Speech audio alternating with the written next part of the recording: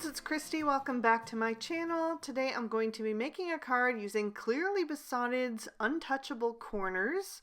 And I'm actually going to be making two cards today. So I've stamped those out on Spectrum Noir Ultra Smooth Premium White cardstock with Lawn Fawn Jet Black ink. And I'm going to be coloring with my Copics to match some pattern paper from the Flora No. 6 collection from Carta.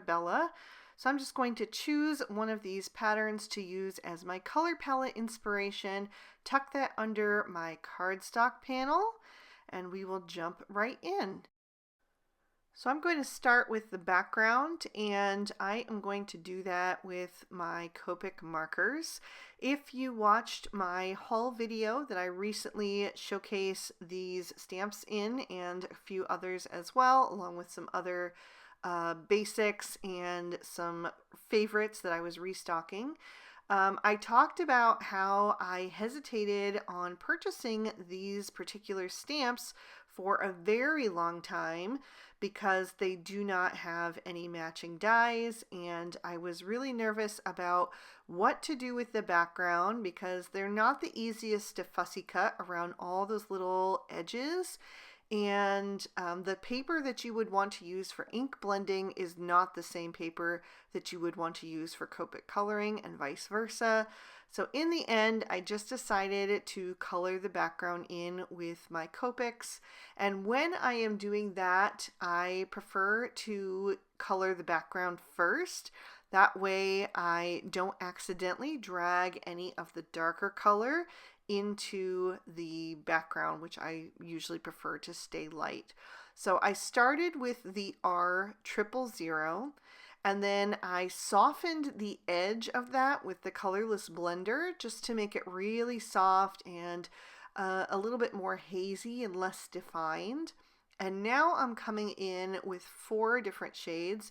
I'm using R00, R01, R11, and R20, and I am just going to add in some dot detail to give this background a little bit of texture.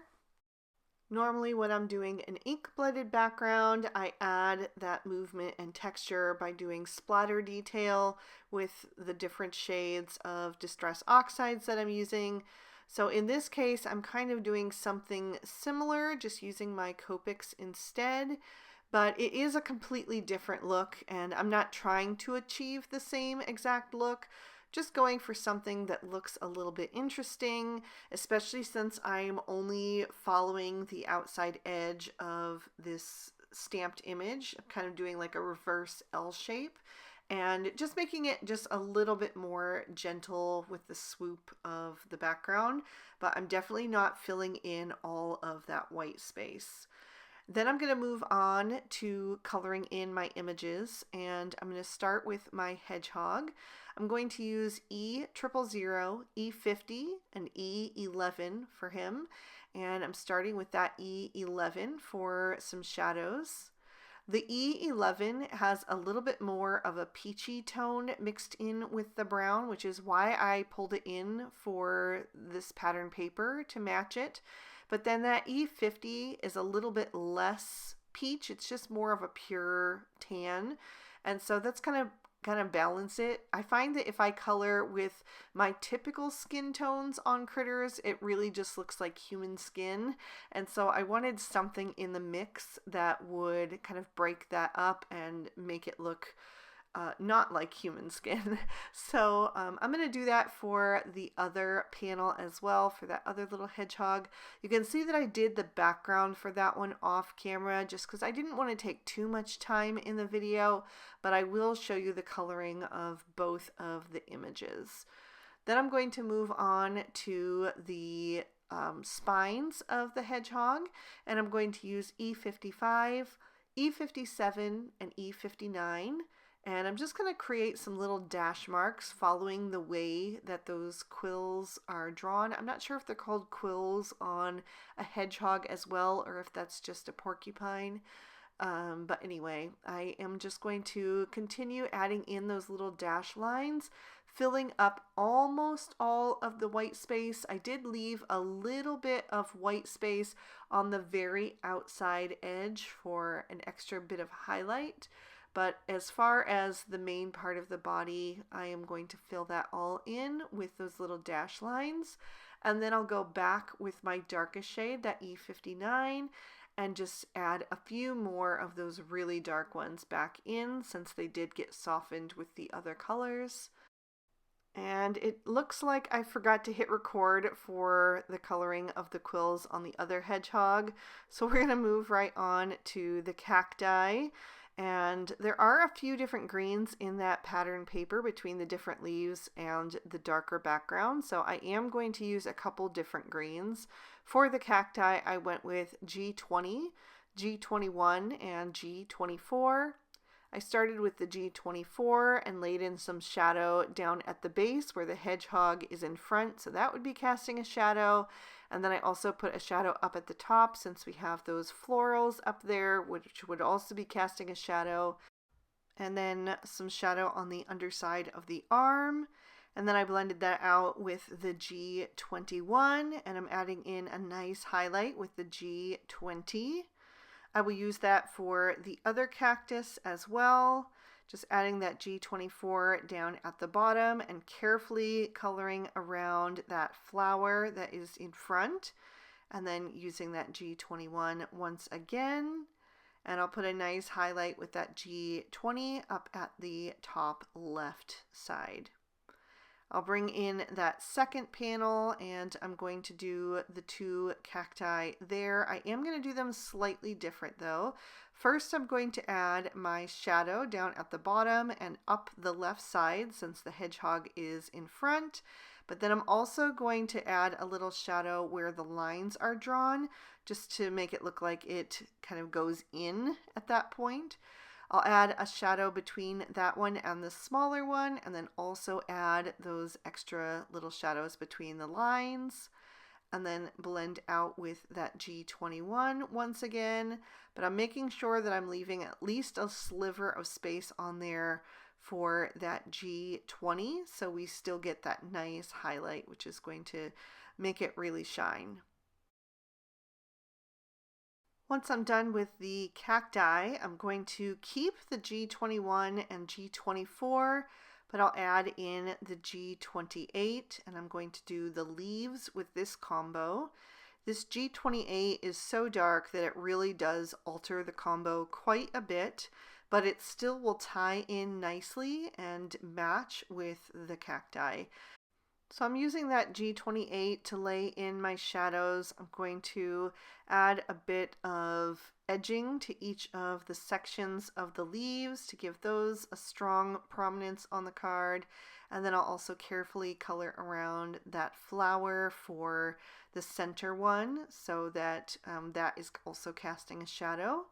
And then I'll start blending that out with the G24, making sure to go over the edge of that G28 and pull that darkest color into the mid-tone so we don't have any harsh lines left behind, but still being sure to leave a little bit of highlight area for that G21 just so that we get the dynamic coloring that I like to go for. So I'll finish off that last leaf over on the far right and just color in any little sections between the flower that just needed to be solid because they were just slivers. And then I'll move over to my second panel and work on those leaves. So I'm pretty much doing the same thing except for on this leaf here, there was a line drawn down the center, so I also added a bit of shadow there to just emphasize that. But I had so much fun coloring in these images. I just thought that they were really sweet. I love cacti. I have an entire windowsill full of cacti and succulents. If you've ever watched my craft room tour video, you've seen it. And I even have a little hedgehog planter that's shaped like a hedgehog that has cacti growing in it. So this was just right up my alley. I thought these images were super sweet. and I could not decide which of these two I wanted to color in first, and so I just decided to do both of them at once. So let me know down in the comments if you enjoy this kind of video where I do 2 cards at once, or if you prefer when I just focus on 1 card at a time. But I've moved on to a third green combo, and it was G40, G43, and G46, and you can see that I was kind of having some indecision there. It just ended up looking too similar to the cacti below, and so I wanted to change that up in some way, maybe make it a little bit brighter. There are some brighter leaves on that pattern paper. So I added in a little YG00 over that G40. The G40 is super pale, so it was easy enough to do. And then I went back in with the G46 to darken that up. I brought in YG01 to blend that out into the YG00. And I liked that better. It still matched with the other greens, but it was just a little bit brighter. So that is what I'm going to do for the other greens on the second panel. I'm starting with that G46. Then I came in with the YG01. Then I used the YG00 to fill in with the highlight. But I did add a little bit of that G43 over the YG01 to kind of transition a little bit better into those brighter, more like chartreuse yellows. So I'm going to do the same thing for the succulent at the top corner, starting with that G46. This time I blended out with the G43 first. But then I will come in with that YG01 and just brighten that up a bit with that little bit more of a yellow tone. But I still saved a sliver on almost all of the leaves for a tiny bit of that YG00, which is just going to be really bright and add a nice little pop on there. I'm moving on to my pinks, and I'm going to use R00, R81, and R83 for my flowers. So the R83 and the R81 are a little bit more of like a dusty mauve, which there are in that pattern paper little echoes of that, but they're kind of blended in with a little bit of a warmer pink, almost like a peachy pink. And so once I have those in, I'm going to finish with the R00, which is not a combo I would normally put together, but I'm just trying to mimic that pattern paper, and I ended up really liking how it turned out. I wasn't sure if I was going to do the second flower the same or if I was going to attempt something different, but the flowers were pretty uniform in that pattern paper. There were slight variations in tone. Some were a little bit less saturated, some were a little bit more saturated, but they all kind of had the general vibe the same, and so I decided to color the flowers the same. So I went ahead and did that. I also gave my hedgehog some rosy cheeks with that R81 and R83. And then I am going to bring in my second panel, and I will start coloring in those flowers. I skipped the little flower on the first panel because I wasn't sure if I wanted that to be different. But as I colored in these flowers, I realized that I didn't want the second panel, or the first panel, I guess, to have a different color palette or have like something introduced that the other one didn't have. So I am going to use the same colors on that little flower as well. But I'm trying to be a little bit purposely streaky with these flowers and how I'm flicking in, especially the darkest color. Often going back to that darkest color and adding in some extra flicks because I just really like the texture that that provides. I think it looks more like realistic petals. So I'm going to go back and do that on my first panel as well. And then I did bring in the R85, but I'm only going to use this very sparingly. Just a few little flicks of that. I did not want to add it in as a shadow color because I was afraid that I would get too far away from the pattern paper with that. So just a few little accents to really give it that depth. And then I did use it on the back petals on the little flower, blended those out with the R83.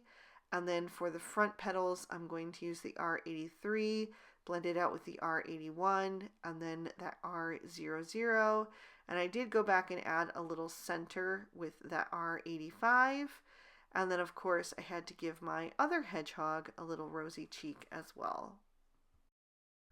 So I decided I wanted to add some white gel pen accents, and I'm not gonna lie, this does make me nervous to do. It's not something I do all the time, but cacti do have white spines, so I really wanted to add those in.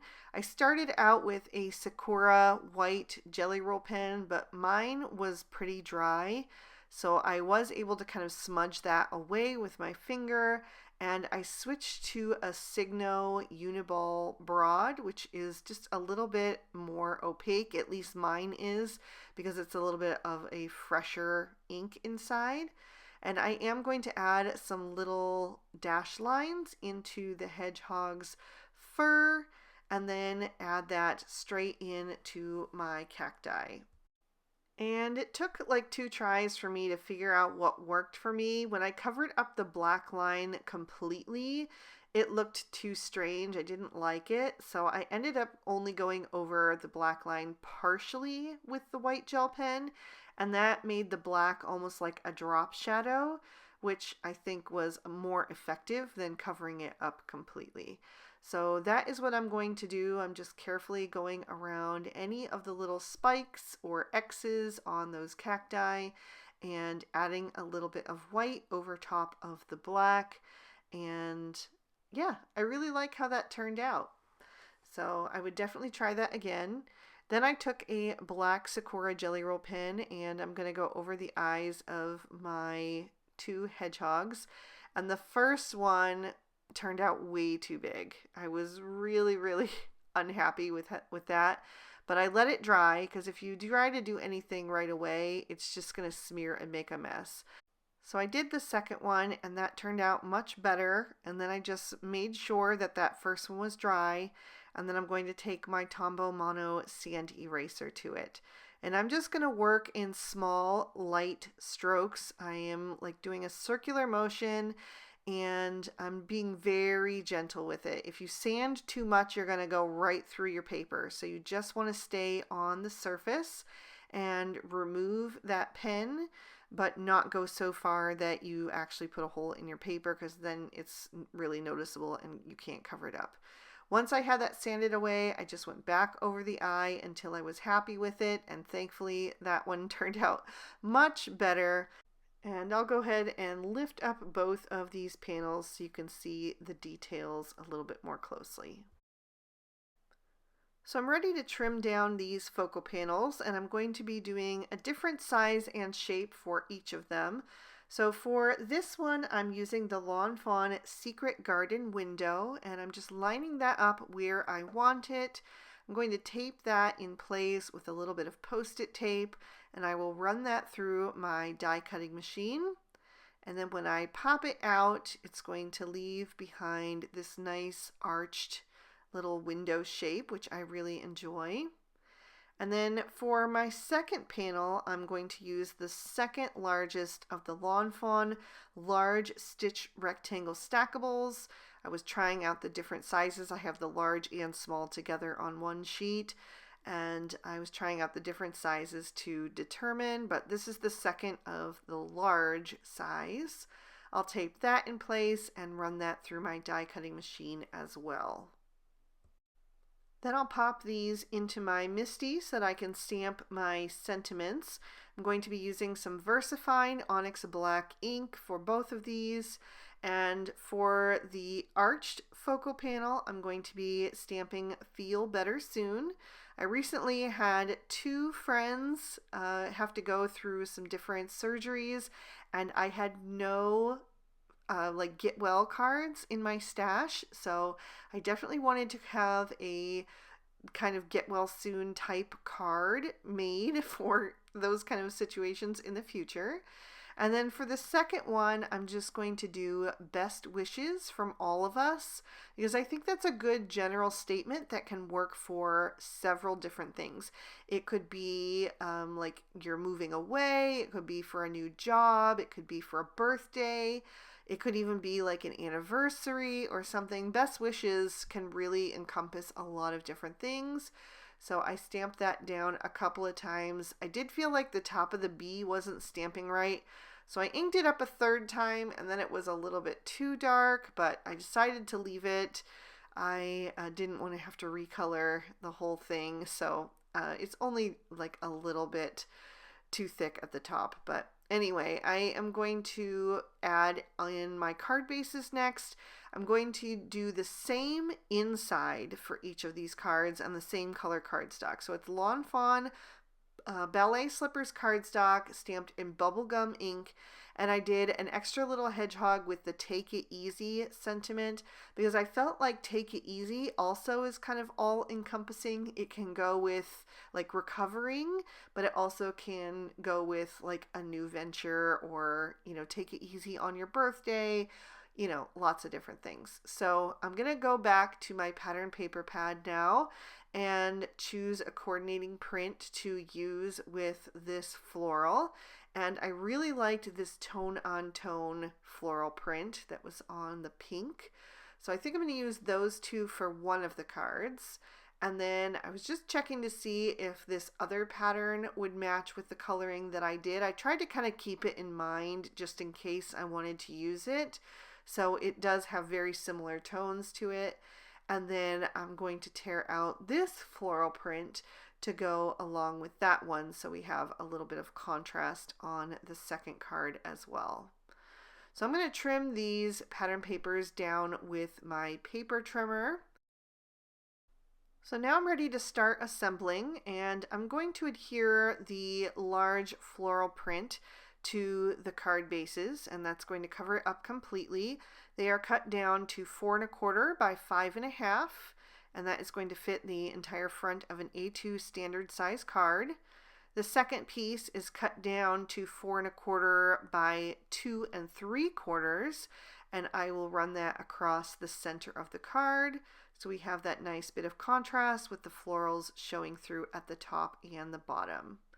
So I'll do the second card exactly the same, just covering up that entire card front, pinching the corners to make sure that the paper is on there nice and straight, and then I'll run that contrasting print right across the center of the card, using my grid mat to make sure that they're both on the same level.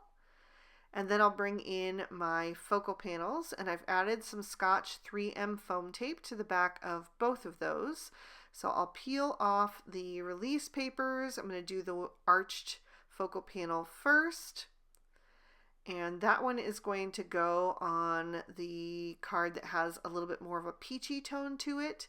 So I'm just going to line that up where I want it on the card. Make sure that it's on there straight. I want to have the same amount of that peachy paper showing on both the left and the right. So I just fiddled with that until I was happy with it, and then I pressed that down into place. And then the rectangle focal panel is going to go on the card with the green background. And again, I just want to make sure I have the same amount showing on all 4 sides, adjusting that until I have it just right, and then popping that down into place. I did also want to add a few embellishments to help fill some of that white space. So I took a few sparkling clear sequins, and I'm going to adhere those down using my new embellishment wand, which I also showed you in that same haul video where I shared this stamp set and the rest that I picked up recently. And I am just going to glue those down, kind of framing up that sentiment in a little bit of triangle. And then I'll use the other end to just press those firmly into the glue. And once that glue has dried completely, I will fill in the centers with some Stardust stickles. This will also provide a nice bit of sparkle, and the sequins will, of course, as well. And then I decided to add a few little streaks of that stickles into the flowers on each of the focal panels, just so that there was a little extra sparkle and texture on those as well. So I'm just squeezing very lightly, getting the smallest amount out, and then using the nozzle of that bottle to kind of drag that stickles into a fine line so that we get those little streaks that kind of match the streaks in the Copic coloring of those flowers. And that is going to finish up this card duo. So I will take each one and lift that up so you can see it in a bit more detail. And of course, give you another look at the inside as well. But yeah, I had so much fun with this stamp set. I actually wish that I had made 4 of them instead of just 2 because it was so much fun to color. So I may have to make a few more of these soon. But if you enjoyed it, please be sure to hit that like button and leave me a comment down below. I love to hear from you guys. Subscribe to my channel if you haven't already, and ring that notification bell if you want to be alerted when I post new videos. The products I used will be listed and linked in the description bar below in case you'd like to pick up anything for yourself. And if you'd like to keep watching, here are 2 extra videos that I thought you might also enjoy. You can click on either one to check them out. Thank you so much for spending your time with me today. I hope you had a good one, and I will see you soon in the next. Bye-bye.